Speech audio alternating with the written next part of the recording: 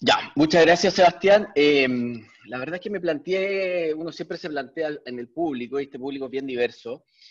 Entonces, lo hice pensando más bien en los becados de primero, segundo, como para introducirlo en este tema que para mí es muy grande. O sea, uno cada vez que entra un tema, cada vez crece más, entonces es complejo. Pero diciendo eso, se pueden tomar algunas decisiones sobre la literatura y sobre la ciencia que tenemos actualmente. Entonces, esa es la idea de esta presentación que no avanza, pero ahí sí. Entonces vamos a hablar sobre el manguito rotador, básicamente la enfermedad, y la enfermedad como la rotura del manguito, porque hay muchas enfermedades del manguito rotador como tendinosis, alteraciones, entesopatía, tendinitis discálcica y muchas otras cosas, pero vamos a hablar de la enfermedad del tendón y la falla de la unidad estructural entre el tendón y el músculo. ¿Ya?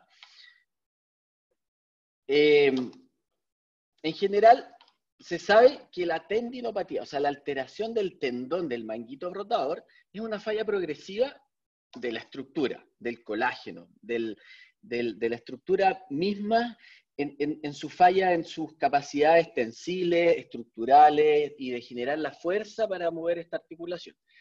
Y eso se asocia a la falla de la función del músculo. Sabemos que esto se va produciendo a medida que va aumentando la edad, o sea, es como una falla estructural de nuestro sistema, así como se desgastan los neumáticos, así como aparece la artrosis, así como fallan los tendones. Pero obviamente hay factores que lo aumentan, ¿ya? Y está súper y archi estudiado que la hiperglicemia como concepto, por glicolización del colágeno, es un tema pero fundamental y puede ser la causa de la pandemia de las tendinopatías que tenemos actualmente. El hipotiroidismo, la dislipidemia, tabaquismo, también son otras fuentes importantes en aumentar esta enfermedad y hay muchas otras más que alteran la estructura del colágeno. Existen hombros que son asintomáticos, ¿ya? Y que tienen rotura. O sea, significa que los tendones se pueden romper no siempre por un trauma. Esto no es una lesión que se cayó siempre, sino que va degenerativamente rompiéndose.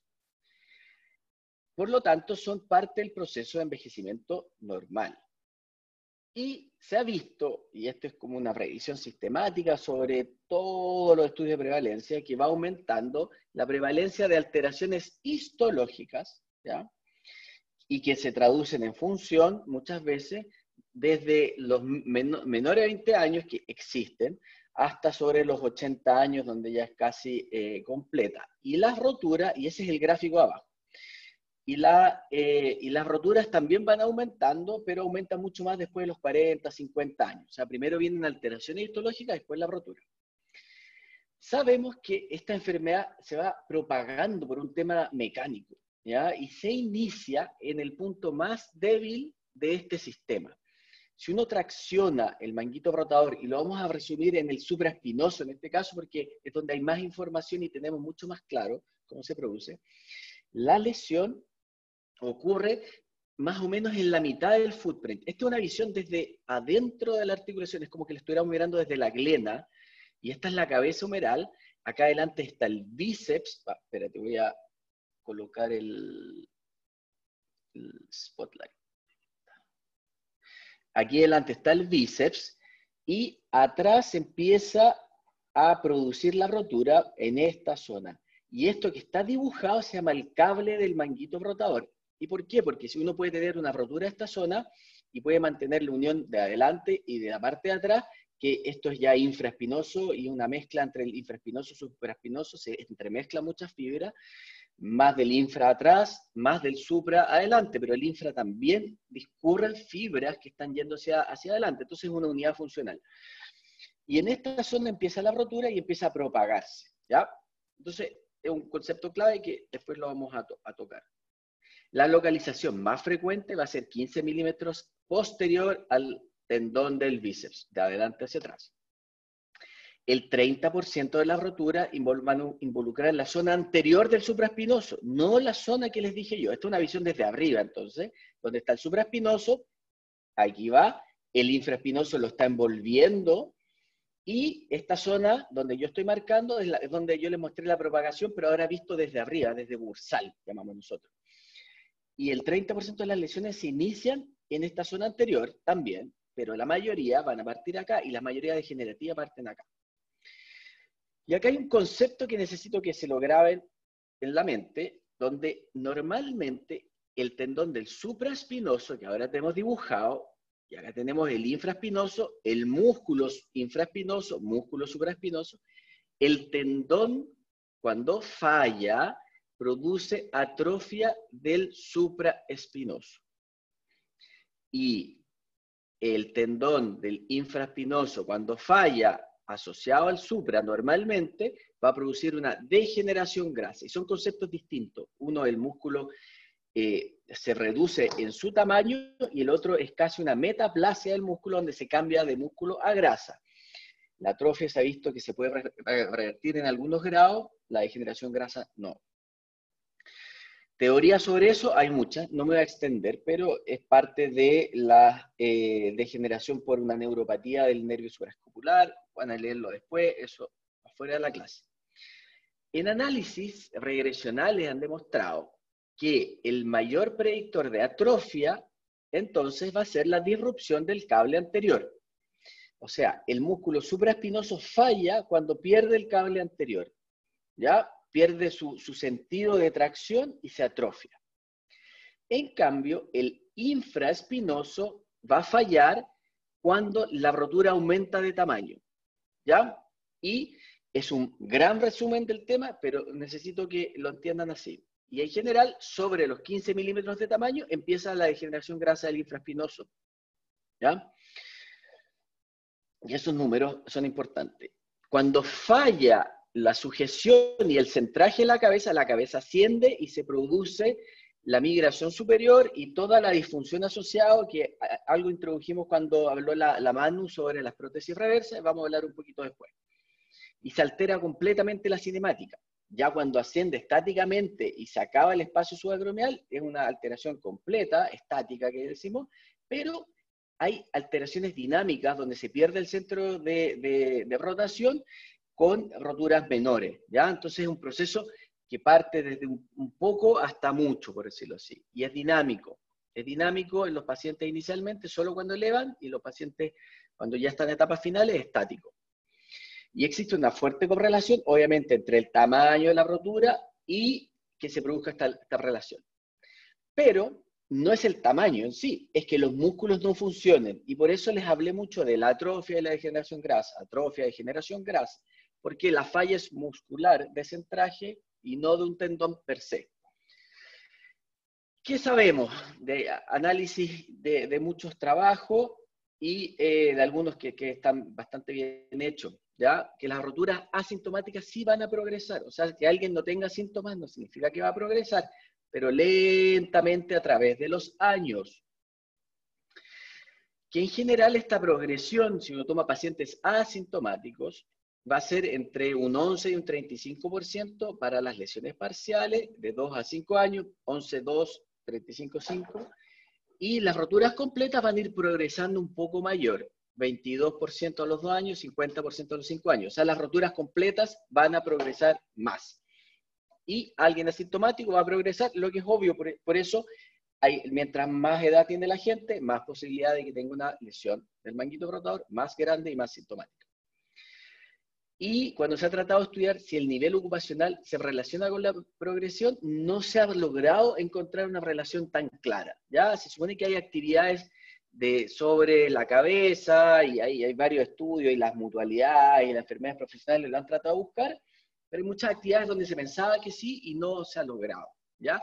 Lo que sí, esos pacientes son más sintomáticos, que lo vamos a ver después.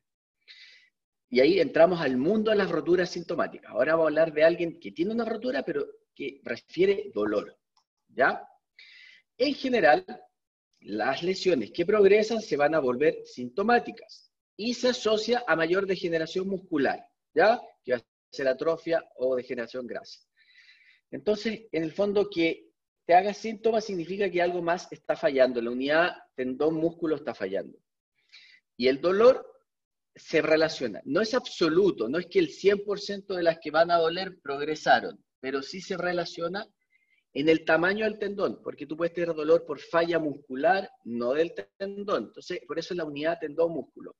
Entonces, en un 60% de los casos en que hay dolor que aparece después, va a haber progresión de la lesión medida a nivel del tendón, porque hay muchos casos donde la progresión fue a nivel muscular. Y en general, la demanda ocupacional se relaciona con mayor dolor. Entonces, tenemos como una evolución, ¿ya? Que ahora la estamos entendiendo un poco más, que hay una rotura degenerativa en la zona media del cable, que vemos ahí. Esa rotura se va propagando y eso va generando una degeneración muscular. Y cuando fallan los músculos, migra a la cabeza humeral. En general, la propagación de la rotura da síntomas. Cuando empieza la atrofia o la degeneración, hay casos donde podemos reparar y hay casos que se vuelven irreparables o tasas de éxito muy bajas. Y cuando ya migra a la cabeza, la rotura se vuelve irreparable y las soluciones son paliativas, desde tratamientos ortopédicos, sintomáticos, por decirlo así, hasta prótesis reversa. ¿Qué determina que alguien progrese hasta ese estado final?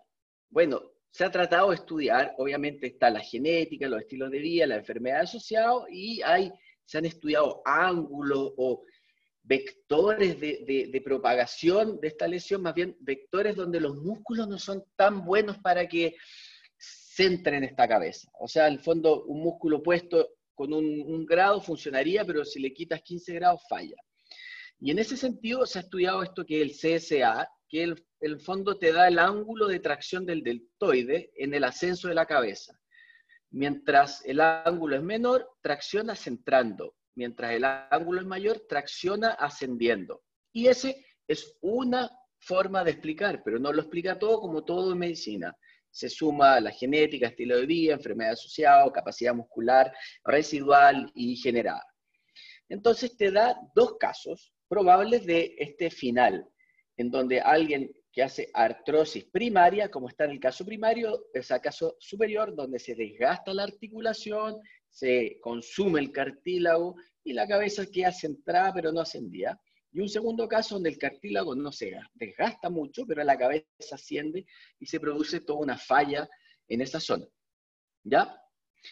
Y básicamente para repetir los conceptos, porque la repetición hace que la gente se le claven en la cabeza y se graben, hace que la falla del tendón en ese dibujo, en esa animación, muestra que no sostiene la cabeza y migra. Pero la migración no es solo por el manguito rotador, y por eso hice este slide, porque la tracción superior es por el deltoides, el centraje está por el manguito, y la tracción inferior hay otra musculatura que nos está ayudando, ¿ya? Entonces, el centraje de la articulación se da, en este caso, es un paciente sin supraespinoso, se da en el plano coronal por ascenso o rotación en ese sentido del deltoide, rotación en el otro sentido del redondo mayor, latísimo del dorso y pectoral mayor en su porción inferior, y si lo vemos en el otro plano, también el centraje se va a dar por el subescapular, el redondo menor y el infraespinoso. O sea, en un modelo sin supraespinoso tú puedes tener un centraje aumentando la fuerza del redondo mayor, latísimo del dorso, pectoral mayor, infraespinoso, subescapular, y en el fondo estamos haciendo un centraje a nivel muscular externo. No siempre es necesario todo el manguito. Ahora vamos a ir al tratamiento, pero es porque les necesito mostrar esto para que les quede súper claro nuestras tomas de decisiones. En general, cuando alguien tiene una rotura de un tendón y tiene dolor, podemos tomar dos caminos dicotómicos. Hay muchos más, pero pongámosle una dicotomía, ortopédico y quirúrgico, ¿ya? Y esa es la gran dicotomía de los cirujanos. Entonces, este es un balance que hay que entenderlo, y hay que decidir qué paciente se va a beneficiar más de uno o del otro.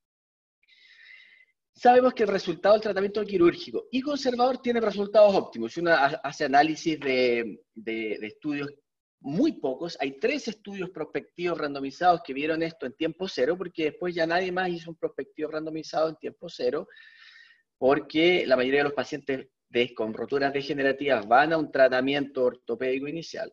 Y los 2 tratamientos serían óptimos. Entonces hay que decidir en cuáles vamos a operar y en cuáles es mejor lo otro. O sea, tomar una decisión de cuál beneficiaría a qué paciente, básicamente, ¿ya? Entonces, la estrategia exitosa que está bien fundamentada en la literatura, en las roturas degenerativas, que se los plantea así, son los pacientes que van a pabellón los que no responden a un tratamiento conservador, ¿ya? Y para esto les traigo un estudio que les he mostrado mucho en los becados, porque es bien bueno y básicamente ganó muchos premios y nos vino a confirmar y a romper paradigmas, que es el estudio de Kuhn, ¿ya?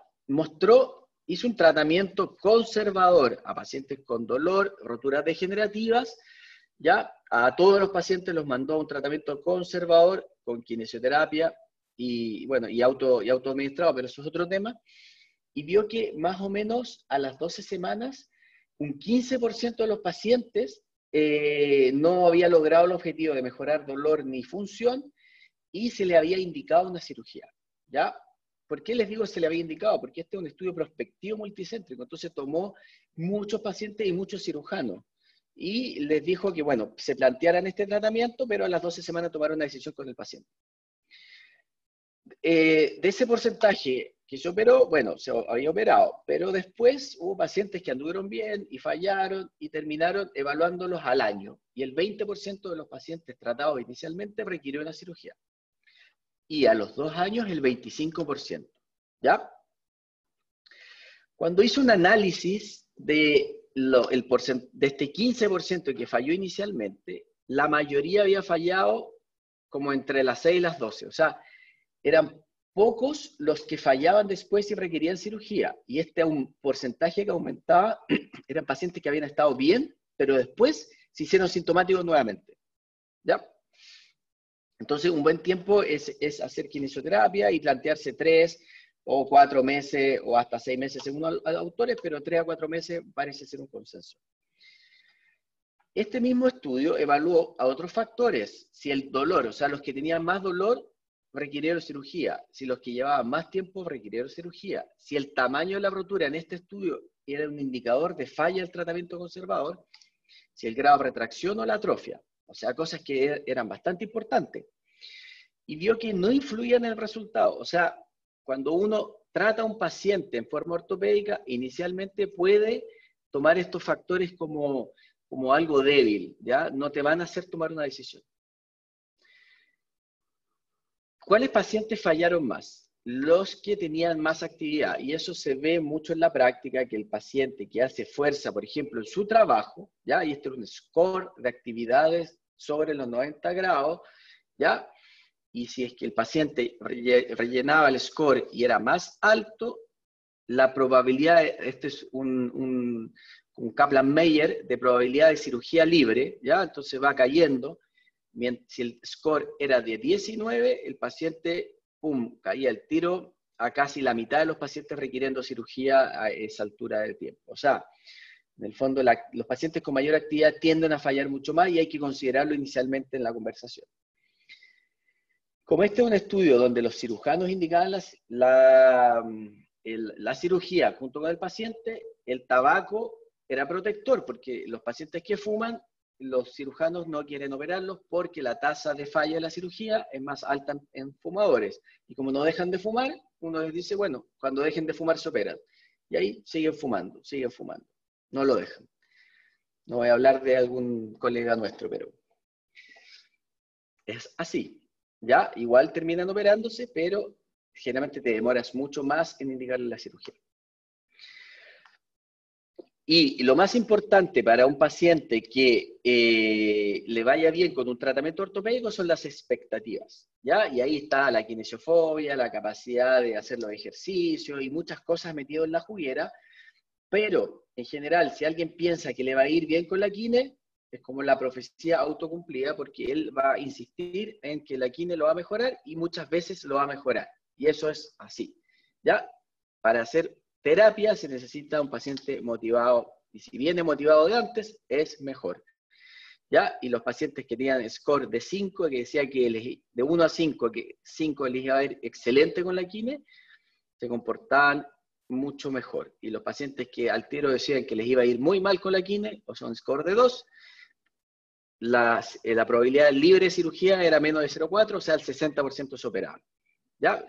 Kaplan-Meier va al revés, en el fondo, probabilidad libre de cirugía. Y les pongo todo eso porque tenemos que tomar decisiones, y en eso se llamaba mi charla. Entonces, vamos a hacer algunas cosas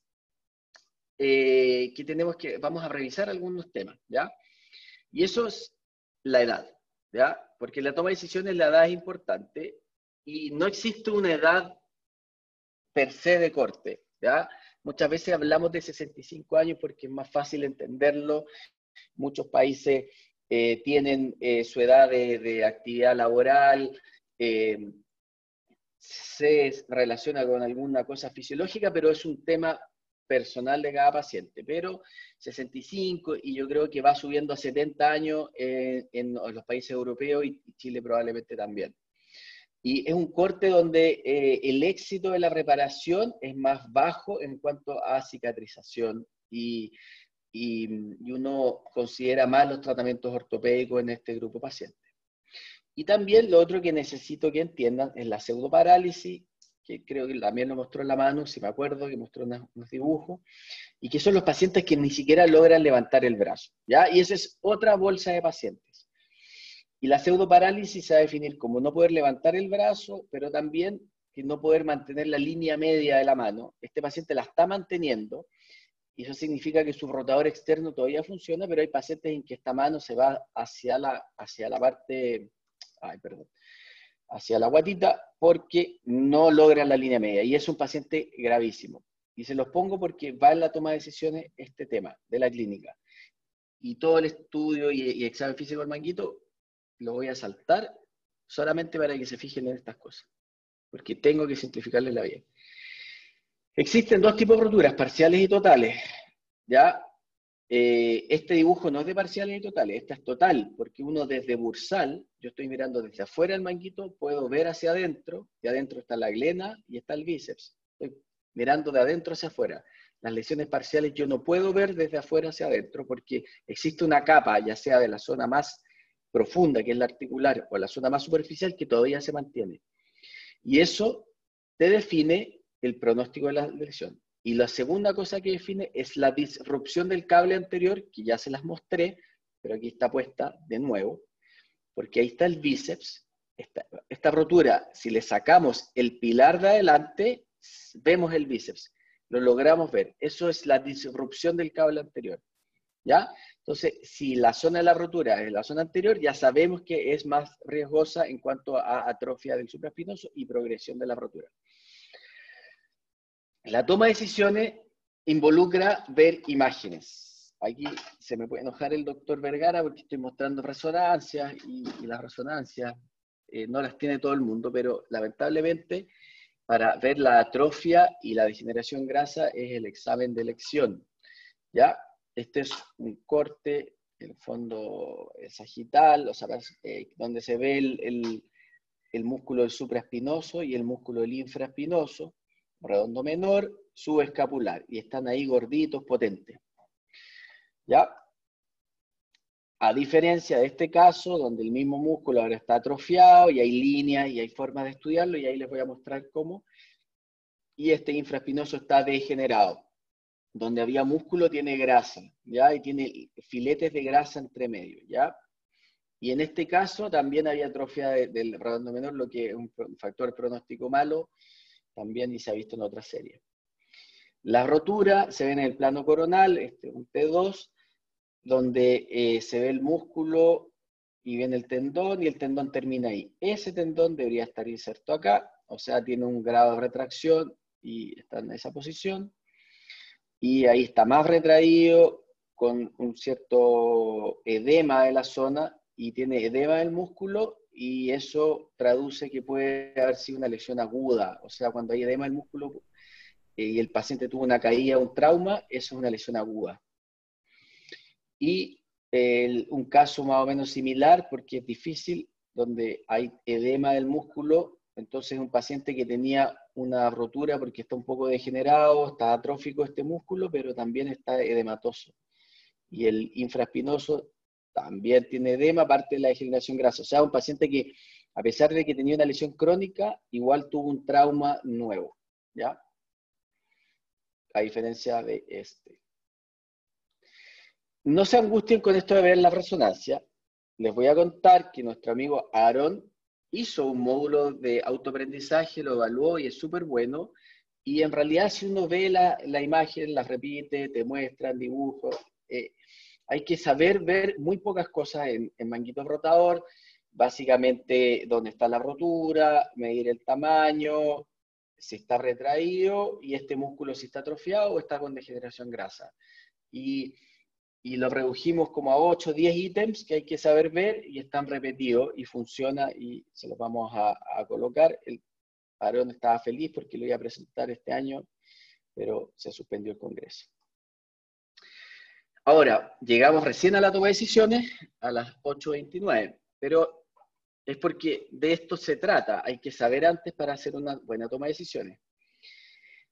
Las expectativas de vida son súper importantes y la reparabilidad es un tema también clave. Y eso nos da un semáforo, que es alto, medio y bajo riesgo. O sea, en el fondo, ¿cuándo uno puede esperar? Vieron que el grupo de Moon trataba y decía que a las 12 semanas el paciente, si fallaba, tenía que operarse, pero igual hubo pacientes que siguieron hasta los 2 años. O sea, hay pacientes que uno puede esperar más tiempo y no es un pecado y básicamente no le está cortando las posibilidades. Entonces, por eso que hemos diseñado algunos semáforos, porque el tratamiento de la rotura degenerativa es expectante ante la falla de la rehabilitación, pero cuán expectante, y este semáforo nos va a ayudar, ¿ya? Entonces, vamos a tener un tipo de rotura, como por ejemplo la parcial, donde es de bajo riesgo de que progrese a la irreparabilidad y falla, y donde el tratamiento puede ser más difícil. Entonces, una rotura parcial uno puede esperar un tiempo, tratar con kinesiología y ser paciente y evaluar la función, su trabajo, su actividad física y estimular la rehabilitación porque no, va a progresar súper lento. 11% a los 2 años de las roturas progresan, ¿ya? Y de ahí que progresa total y vaya a la degeneración es largo. Entonces, es verdad que te puede dar una premura el dolor y la baja la función, pero uno tiene tiempo, ¿ya? Entonces es de bajo riesgo. En general, cuando es una rotura degenerativa o no traumática, menor de 15 milímetros, con un cable anterior intacto, la probabilidad de que haya atrofia del supraespinoso o degeneración grasa del infra es baja, entonces uno puede intentar un tratamiento ortopédico con calma y esperarse, no esas 12 semanas, sino que esperar un poco más, sin que eso lleve a que después tú sacrifiques su posibilidad de una cirugía. Básicamente es eso. Y la rotura degenerativa en pacientes mayores, ¿ya? O con cambios musculares avanzados. Entonces, voy a repasar. Rotura parcial, progresión lenta. No se produce atrofia o degeneración grasa. Rotura degenerativa, tratamiento ortopédico, alta tasa de éxito. Y como la progresión es lenta, en tamaño de atrofia, uno puede esperar que el tratamiento, si no se sanó a las 12 semanas, bueno, podrá ser a las 16, 18, 24, porque no hay una alta progresión.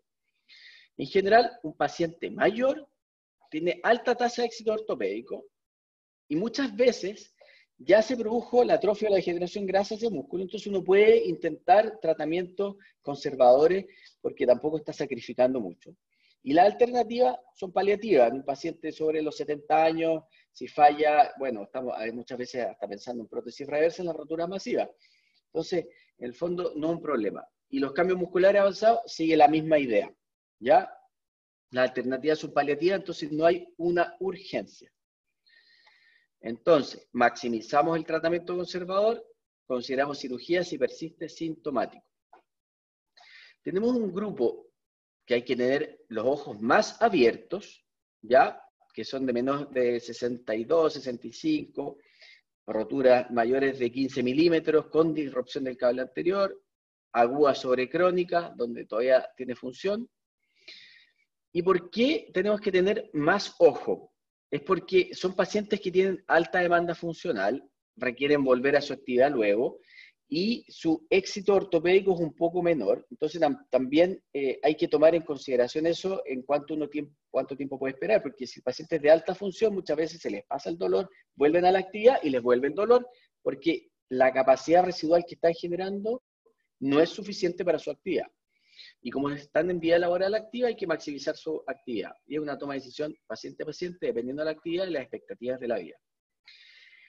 Las roturas degenerativas más grandes, en este caso son 15 milímetros y con disrupción del cable anterior, tienen mucho menor éxito el tratamiento ortopédico porque la unidad funcional muscular ya está muy comprometida. Y tienen un problema de que pueden evolucionar con mayor atrofia y mayor degeneración grasa. Y estos pacientes uno debería seguirlos mucho más, con más ojo y tomar decisiones. ¿Cuánto tiempo avanza un estadio de atrofia de degeneración grasa? Hay estudios que dicen que son 6 meses, e incluso hay unos que dicen que es 1 año y medio. Entonces, no es que sea una cosa que uno tenga que estar demasiado encima, pero un paciente asintomático o que con síntomas leves, parciales, debería controlarlo a los 6 meses.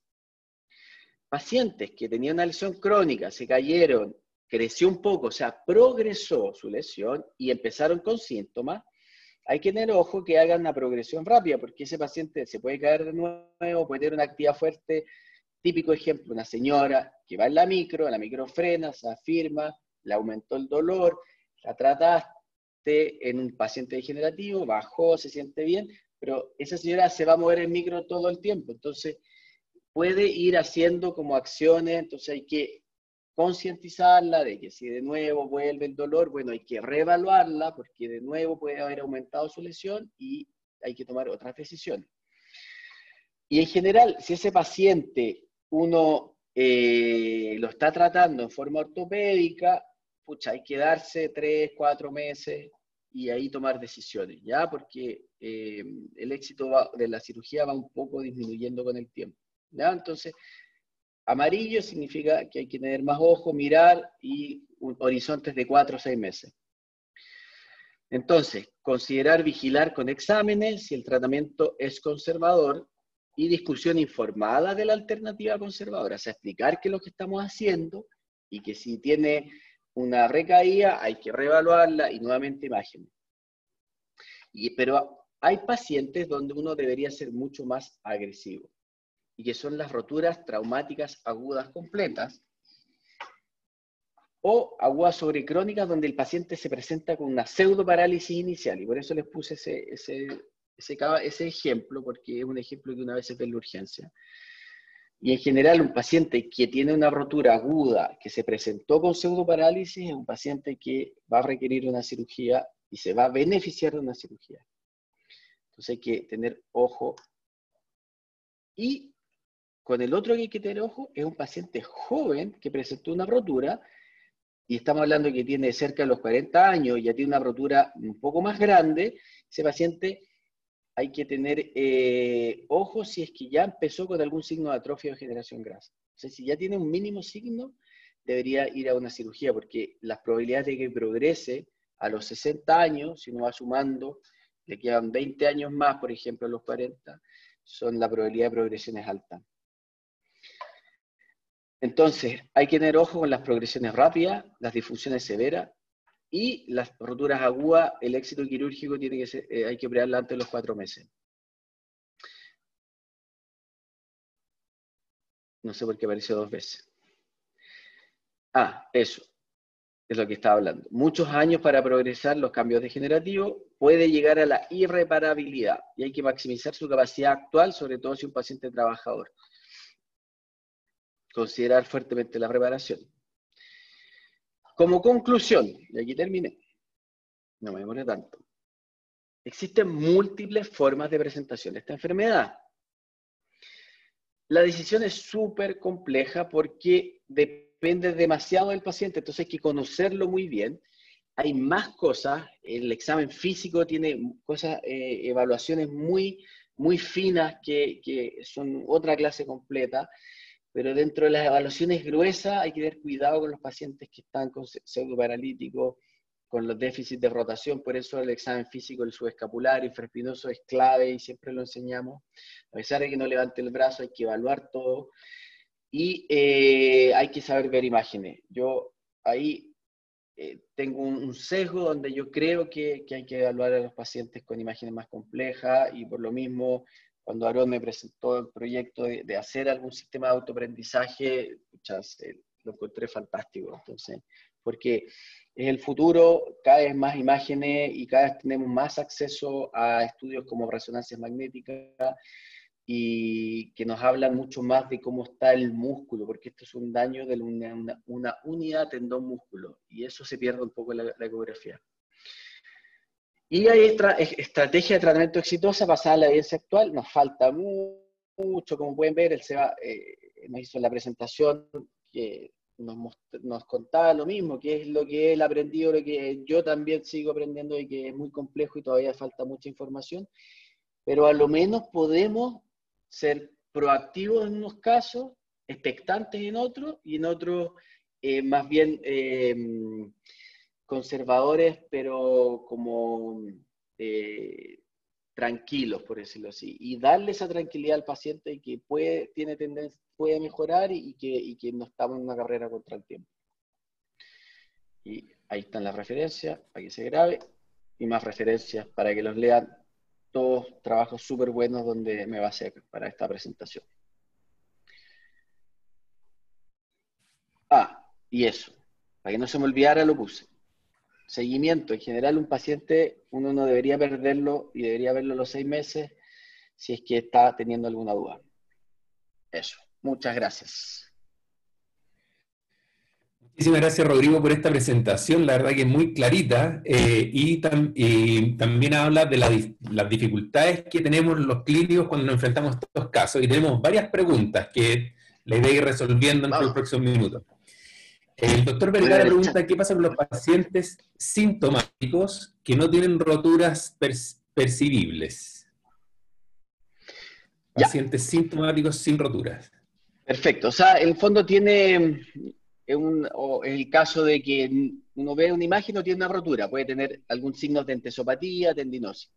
En el fondo, la falla de la articulación es la unidad musculotendínea. En esos pacientes, nosotros como desarrollo mental decimos que la falla es muscular, ¿ya? O sea, por eso el tratamiento de rehabilitación es tan exitoso. Y lo que necesita es un centraje de su articulación, optimizando la musculatura, y el centraje, y no lo puse en la presentación, parte por un balance escapular. Balance escapular inicial, centraje articular por estos músculos que centran. Entonces, ese paciente, la optimización es en ese sentido. Y uno va hilando más fino y se encuentra con pacientes con déficit de rotaciones, alteraciones que vienen desde la columna. Entonces hay que desarrollar ese arte de la evaluación muscular funcional en el paciente. Ese es un tema que me fascina y los estudios de biomecánica y análisis de movimiento están tratando, y en ese sentido la usé con Mauricio Delgado, con quien yo estoy trabajando, está tratando de desarrollar una evaluación donde te lo entreguen así como en un papelito. Mira, este paciente no tiene esto débil, esto fuerte, esto débil, esto fuerte. Si lo corrige, bueno, va a llegar a eso.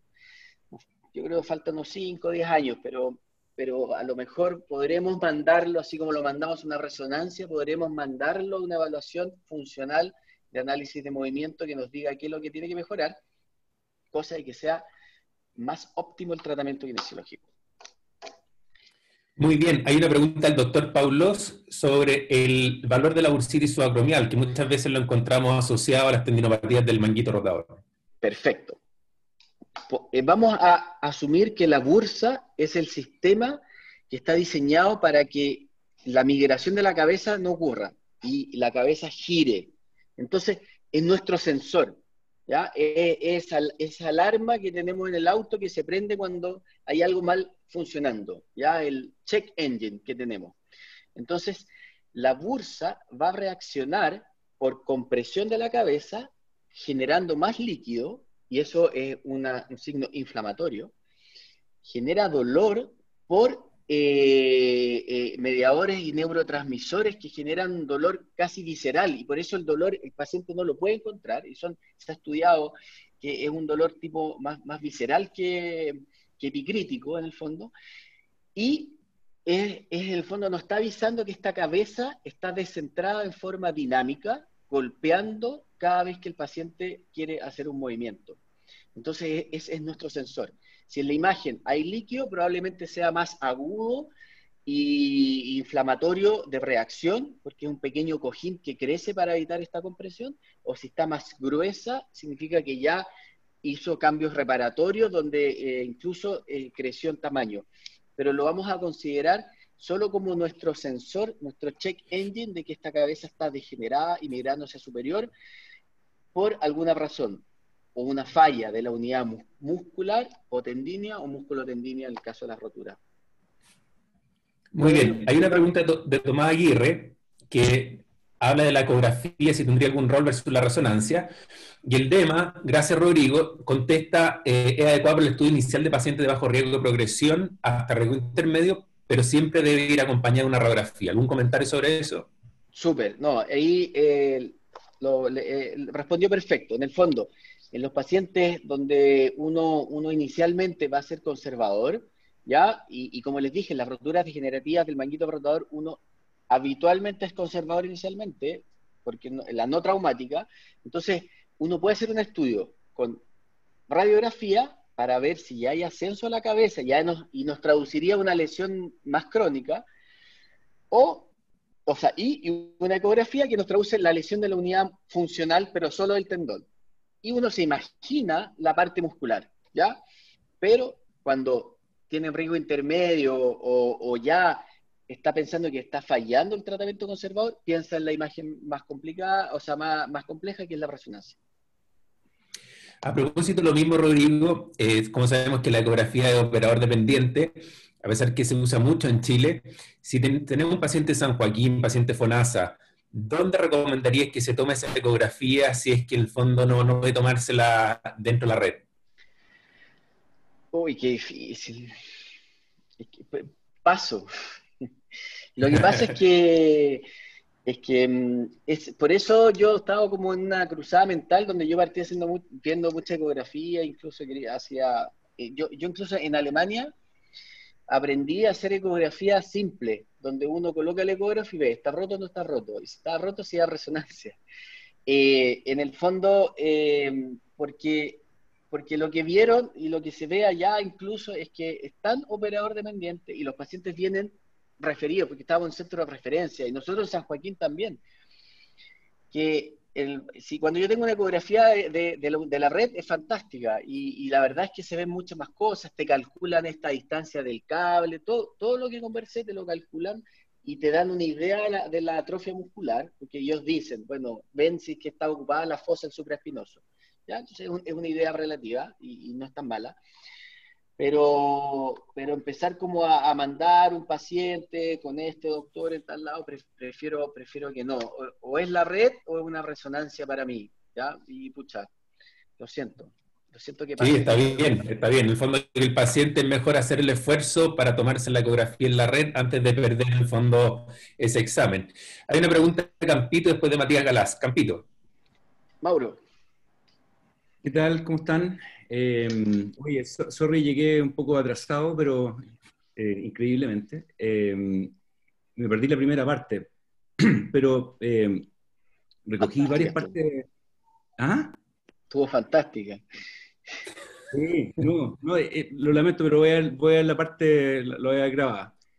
Porque, bueno, yo primero felicitarte porque lo que alcancé a cachar de la presentación, que fue harto, revela lo apasionado que eres por el tema y lo obsesivo con profundizar en la idea y llegar un poco a las bases, al origen de los síntomas y todo.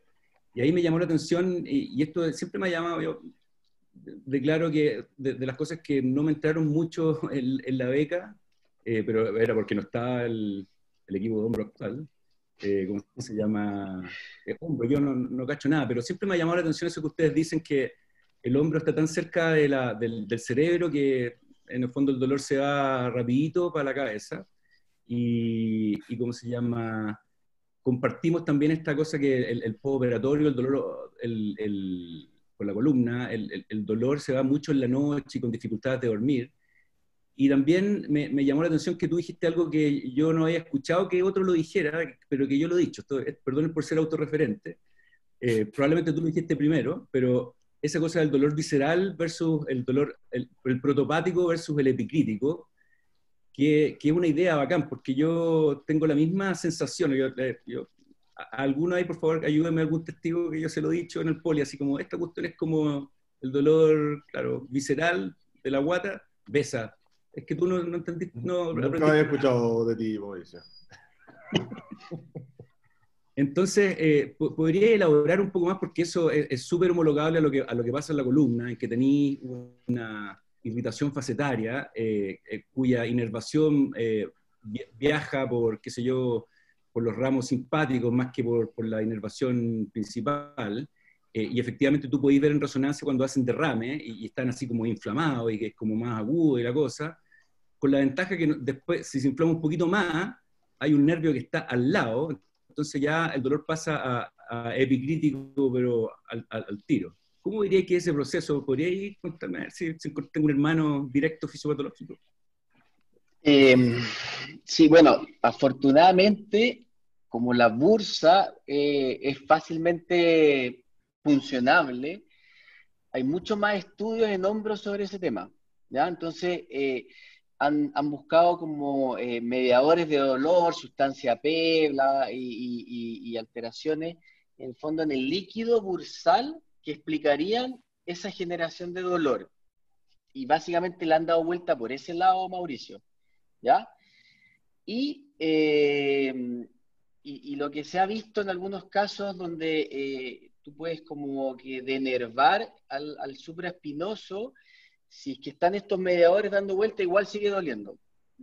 O sea, perdón, al denervar al tendón, el supraescapular. Entonces, la sensación de choque que está en las terminaciones nerviosas que están en el acromion, por decirlo así, en el espacio subacromial, tú las puedes denervar, pero igual puede seguir el dolor por un proceso inflamatorio de la bursa. No sé si me logro entender. Es por ese lado que avanza en el Sí, hombro.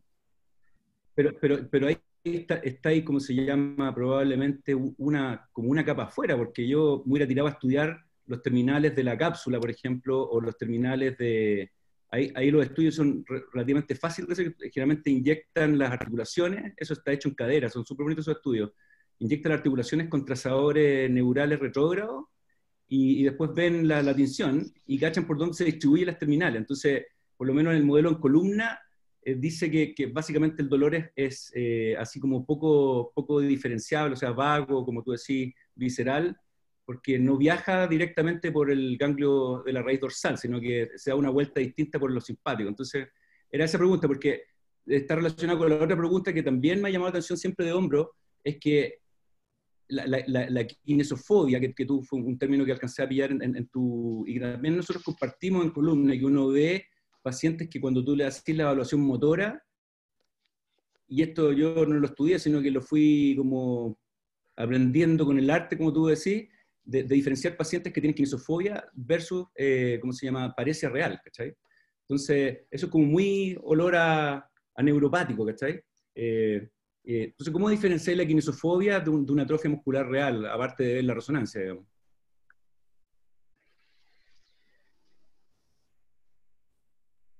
No es fácil. Oye,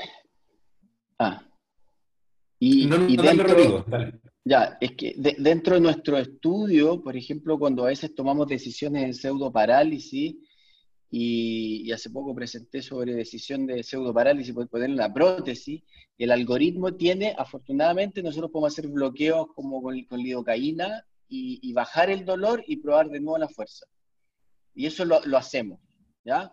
No lo hacemos con todos los pacientes en el poli, pero cuando tenemos que tomar una decisión de cirugía más invasiva, chequeamos, le inhibimos el dolor parcialmente y le probamos de nuevo la fuerza. Y si mejora, decimos, bueno, aquí tenemos algo para trabajar. Y si no mejora, se va a pabellón. El Es audio. homologable, se hace con los bloqueos. Claro, Con los bloqueos lo bueno es que nosotros lo podemos hacer como en la consulta más fácil. ¿Sí? Tenemos la suerte, por eso Ya, la ya, suerte de que la bursa está al lado, así, ahí. Te desafío la hipótesis si es más pinchado una faceta articular en el mundo o una bolsa subacromial. Podría estar cerca. Sí. Puede ser. Oye, tenemos más preguntas.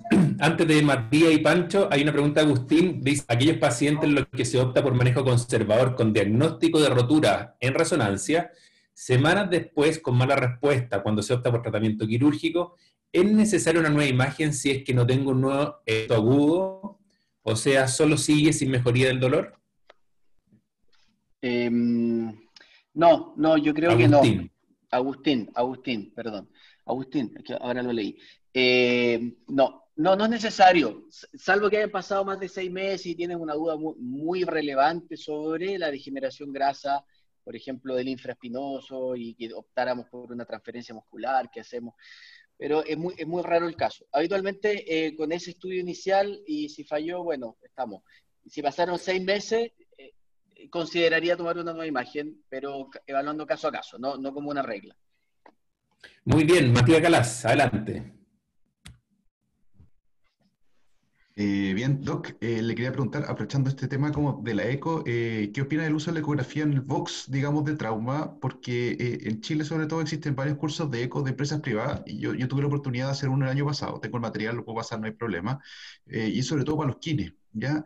Entonces, si bien el radiólogo es el único legalmente como capacitado para dar un diagnóstico y cobrar por eso, si en hombro cambia un poco el manejo en el box, o por último, la satisfacción del paciente cuando uno le dice, ¿sabes qué? Mira, te voy a ver. Veamos qué es lo que podemos encontrar y después, digamos, oficialmente pedimos alguna ecografía. Ya, mira, no he visto estudios que evalúen la satisfacción per se, pero muchos colegas me han dicho que sí, que es mucho mejor. Yo personalmente lo viví, donde hacíamos ecografías en box para una toma de decisiones, y hacíamos una ecografía súper básica. Si había rotura en la zona A, subescapular, B, supra, C, infra. Si estaba roto, hacíamos resonancia. Entonces, así no todos los pacientes iban a resonancia, básicamente. Entonces, y la gracia que tenía era que el paciente rápidamente podía tener un diagnóstico. Eso de que no se puede cobrar, igual es relativo. Sabéis que los ginecólogos hacen ecografía, ¿cierto? O sea, podríamos nosotros hacerlo. Y bueno, y eso se puede hacer. Pero al final, como es difícil de cobrar, como te toma más tiempo, en muchos lugares, o sea, no ha penetrado eso en Chile, y hay muy pocos que lo hacen. Entonces, requiere como un cambio en el modelo del sistema de salud para que pegue mucho más. Yo todavía estoy indeciso, Matías, esa es la verdad. Cada vez que lo muestran en los congresos, empezamos a cotizarlo. Bueno, el DEMA, ahí Pancho también, son testigos que empezamos a cotizar y decimos ya lo vamos a comprar, y cuando vemos el precio se nos cae, somos medio amarrete. Entonces, pero, Calvo. Sí, ¿puedo decir algo? Que, o sea, primero que nada, no es que sea mi partner, pero felicitaciones, Rodrigo, porque ese resumen final del qué hacer y cuándo hacer, son muchos años de estudio para uno poder llegar a hacer esa receta de cocina. Y lo otro que quería decir era que estamos hablando harto y yo sé que los ombrólogos me van a decir, ya no seas tan básico, pero hay que recordar que hay residente primero, muchos traumatólogos que no van a ser cirujanos de hombro, que más allá de la resonancia, más allá de la eco, más allá del artrotaque, etcétera, el estudio básico de una omalgia en un paciente que puede estar pensando en patología manguito rotador es una radiografía. ¿Y por qué se lo recuerdo? Porque yo que estoy en el hospital, donde quizás hay colegas que no tienen acceso a tener este tipo de seminarios frecuentemente, la última vez que vieron hombro fue en la beca, y yo diría que dentro de los mismos traumatólogos, más del 50% me deriva un paciente como con OPS patología manguito solo con una eco. Entonces, no hay que olvidar que una eco sin rayo no sirve, ¿ya? Entonces, lo básico es la radiografía. Eso solamente quería dejarle en claro. Gracias, Claudio. Pancho. Panchito. Hola. Sí, gracias por darme un minuto. Primero que nada, Rodrigo, muy bien. Estamos evolucionando cada vez más en el conocimiento. Pero también quería poner un par de pelos más en la sopa. Lo primero, el dolor de hombro particularmente afecta mucho más el sueño que otras patologías. Entonces nosotros tenemos las personas que cuando tienen un dolor de hombro más de 3 meses, el 60% empiezan a tener alteraciones del ánimo. Y eso está estudiado y es mucho más frecuente en pacientes con capsulitis adhesiva, con un proceso inflamatorio mucho más profundo. Entonces, esa respuesta emocional también afecta la forma en que nosotros tratamos a los pacientes. Y hace como 4 años con Rodrigo invitamos a la gente del sueño, a la Católica, y las líneas de trabajo de investigación del sueño y dolor de hombro, hay pocos lugares en el mundo que lo están estudiando y la verdad es que ahí hay una forma súper concreta de tener un impacto importante sobre la calidad de vida de los pacientes. Entonces, para compartir, una persona que tiene dolor de hombro, el objetivo primario también es tratar de buscar cómo tener menos dolor durante la noche lo más rápido posible para quitarle la deprivación del sueño. ¿Qué opinan los cabros, Rodrigo y Calvo, sobre esto? Sí, pues bueno, yo creo que en muchas patologías de ortopedia deberíamos hincarle más el tema al sueño y hay muchas líneas donde incluso la ganancia muscular, o sea, la capacidad de que el paciente se rehabilite, va en directa relación a la calidad de sueño. Entonces, yo creo que es un tema que nosotros le estamos dando vuelta, pero todavía no lo tenemos tan resuelto como tan profesionalmente, por decirlo así. Podríamos trabajarlo más. Por eso lo ponemos como la palestra para toda la gente del departamento. Por lo menos en hombro hay solamente 2 centros que han estudiado algo a nivel mundial, en Inglaterra específicamente, pero nosotros tenemos un centro de estudio del sueño potente, entonces ahí hay una capacidad no instalada probablemente de trabajo y de estudio a futuro. No sé qué ha pasado con Columna al respecto del estudio del sueño, Sí, Juan Campito. eso es lo que yo planteaba, que en el fondo tenemos ese símil que el dolor se nos va a la cabeza rápidamente, como dicen los pacientes, tanto en columna como en hombro. Y eso yo efectivamente lo uso como marcador de cómo va mi tratamiento, cuál es la calidad de sueño de mis pacientes con dolor crónico. Eso ayer con el interno que estuve en la consulta se lo dejé claro súper bien. Y ahí mi treta, sin saber si tengo una base completa, pero con hartos olfatos de evidencia por ahí que lo apoyan, yo por eso, en vez de dejarle ciclohensaprina para que duerman los pacientes, yo le dejo un símil químico que es la pregabalina, pero con el potencial beneficio de un poco regular eso. Y las teorías, yo hablé con, como ustedes sabrán por motivos obvios, hablé con Carola Aguirre, que es la directora del Centro de Sueño de ¿cómo se llama?, de San Jorge, y le comenté esta relación del mal sueño con el dolor crónico, y la verdad es que por lo menos ella no sabía mucho al respecto. No he hablado con Godoy o con la doctora Santín, pero yo creo que estarían súper interesados por lo menos en usar para estudios de sueño pacientes nuestros que tengan alteración del sueño. Y las teorías son que tiene un poco parecido como es el sueño desde el punto de vista cognitivo. Lo que se ha demostrado es que un buen sueño, pero con una estructura interna súper buena, ayuda a fijar memoria, porque aparentemente como que el sueño tiene este rol de ir descartando información poco útil. Y en dolor podría ser lo mismo, que en el fondo tú no vas descartando información poco útil, sino que las vas acumulando y progresivamente empieza esta escalada de dolor crónico. Yo creo que eso nadie lo sabe y efectivamente estamos en un punto en la universidad que podemos investigar eso con todo, incluso con resonancias funcionales como lo está haciendo de cerebro, como lo está haciendo SEBA, y ya estamos estableciendo varias alianzas para estudiar dolor crónico y eso, y el sueño es una edición bacana. De Rodrigo, hecho, se podría...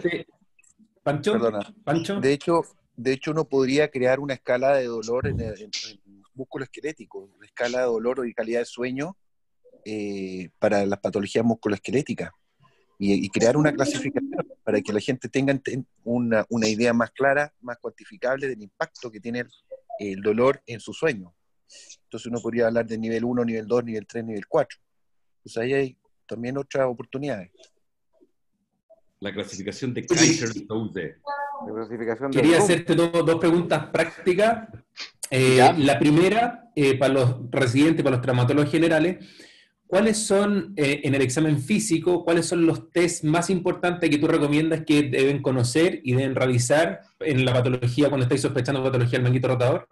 Y la segunda pregunta es, ¿cuándo infiltrar subacromial? Hay estudios, incluso Pancho y el equipo de hombro han participado en estudios que han demostrado que los corticoides en relación al manguito rotador puede producir mayor tendinopatía a largo plazo y en el fondo se ha postulado que en el fondo tiene indicaciones bien específicas y que no debería abusarse de eso. Entonces, test de examen físico e infiltración. ¿Cómo y cuándo? Bueno, examen físico es una clase, pero en el fondo es evaluar la movilidad pasiva y después activa y signos de pinzamiento. Entonces uno evalúa los signos de pinzamiento y ahí tenemos signos de Neer, Hawkins, que son bien conocidos. Bueno, tuve una clase con los becados hace poco. Y después haces pruebas de fuerza. Entonces, al final, el examen físico es completo. Entonces, hay que hacer pruebas de fuerza del subescapular, que el Berghag es como el mejor para la parte superior. Pruebas de fuerza del infraespinoso, que es el test de resistencia a la rotación externa, y del supraespinoso, que usamos dos, el Jove y uno que se llama el Champagne Test. Y las pruebas de pinzamiento que ya conversamos, y se me pasó el tintero que pedirle que se saque la ropa y mirarle la escápula y la movilidad y las atrofias musculares, creo que es clave. Hay que repasarlo entero, pero básicamente es ver la movilidad y la fuerza. Lo que hablamos un poco, se pierde la movilidad en capsulitis, artrosis, y se pierde la fuerza cuando falla la unidad tendón-músculo, básicamente. Y eso es lo que estamos evaluando. Gracias, Rodrigo. ¿Y sobre infiltración? ¿Cuándo? Sobre infiltración. Ya. Hay harta evidencia que dice que si tú vas a preparar un tendón, si lo infiltraste, tiene más riesgo de infección y de falla, ¿ya? Nosotros participamos en un estudio donde vimos que había más apoptosis, que sería como una de las causas de falla. O sea, siempre aumenta que las células tienden a morirse en apoptosis, a suicidarse.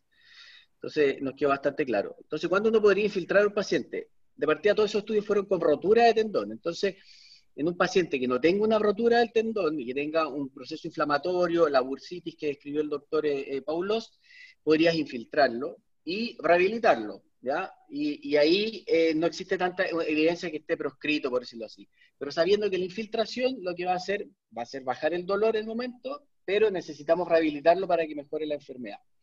Entonces, en los extremos podríamos infiltrar paciente que no tiene rotura, y en lo otro extremo son los pacientes que tienen ya una artropatía del manguito rotador, o sea, ya no va a haber una reparación de los tendones y estás pensando en un tratamiento conservador, y ahí podría hacer una infiltración para ver si eso le baja el dolor, la inflamación, mientras lo rehabilita fortaleciendo los otros músculos externos, que era el redondo mayor, el latísimo y el pectoral mayor en su porción inferior. Entonces, básicamente, en los dos extremos tú infiltras, pero toda la edad media donde puede ir a una preparación, es mejor no infiltrar, en el caso de las roturas. Oye, solo un pequeño aporte, Claudio. o sea, que el año pasado se le publicó un trabajo donde hice una revisión bien grande como de base de datos, tipo Big Data Style, y los que fueron infiltrados en menos de 3 meses previo a la cirugía tuvieron mayor riesgo de infección. Fíjate que es bien difícil de evaluar porque el riesgo de infección en cirugía de manguito es súper bajo. Entonces tenéis que tener números súper grandes, y los que habían sido infiltrados con corticoides en menos de 3 meses tuvieron mayor riesgo de infección, como va a tener algo más en que aterrizarse. Súper. Claro. Estamos en la hora, pero tenemos una última Estamos. pregunta de Yanib. Adelante, Yanib. Hola, no, más que una pregunta es agradecerle a Roliendo y siguiendo las palabras de lo que dijo Calvo, porque la presentación que hizo hace que yo, traumatólogo no de hombro, cuando uno no sabe de un tema en particular, todo tiende a ser ortopédico, para empezar. me siento privilegiado, como dijo Calvo, por el hecho de tener la posibilidad de haber tenido una presentación tan buena como la de Rodrigo, que me hace entender cosas que yo no entendí cuando terminé la beca. O sea, sé más hoy día de patología del manguito que lo que probablemente supe en cualquier momento antes. Y me permite enfrentar a hartos pacientes que igual nos llegan a nosotros con una claridad, por supuesto sin todo el background, y eso, bacán, como dijo Calvo, son años de estudio, pero con una claridad de cómo atenderlos bien en el principio y cómo derivarlos. Así que, Rodrigo, muchas gracias. Tremenda presentación. Gracias, Yanib. Eso lo intentamos hacer, así que funcionó. Excelente, Rodrigo. Muchísimas gracias. Oye, entonces, bueno, vamos a terminar aquí la presentación. Están todos cordialmente invitados a unas cirugía, un paso cadavérico en vivo de cirugía de rodilla a las 10:30 en este mismo link de Zoom, donde vamos a ver suturas meniscales, reconstrucción del ligamento cruzado anterior, reparación de raíz meniscal y tenodesis extraarticular. Así que todos cordialmente invitados a las 10:30 en este mismo link. Super, Seba, felicitaciones. Buenísimo. Nos vemos. Chau, chau. Buenas. No te buenas